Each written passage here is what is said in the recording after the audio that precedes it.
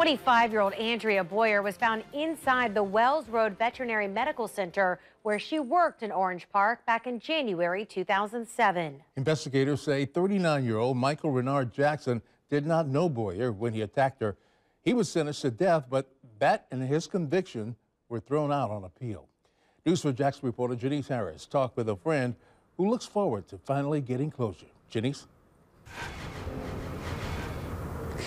The clock is ticking for that new trial. I talked with Michael Harris, a friend of Andrea's, who says that this new trial is like reliving her murder again for a third time. 25-year-old Andrea Boyer was found dead at her job, Wells Road Vet, by her co-workers in 2007.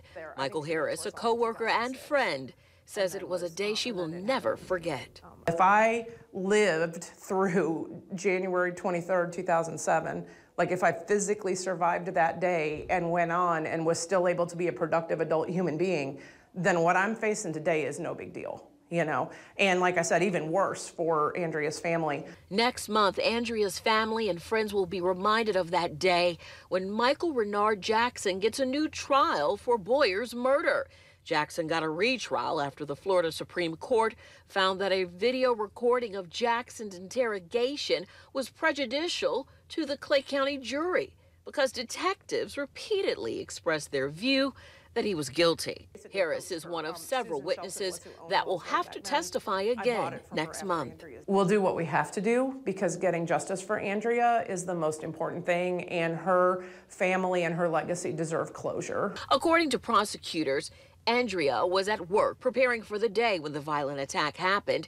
Harris hopes that people will use this tragedy to be mindful of their surroundings when they go to work. This crime happened at 6 a.m. in the morning to a person who was doing nothing more than showing up for work in a place that had always been extremely safe. As the trial date gets closer, Harris says she misses Andrea, a woman she describes as quirky, unique, and a woman who never had a bad day.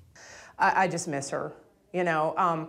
She was somebody who was really great to have in our lives. And I'll always remember her as being a person who never met a stranger and never had a bad day in her life.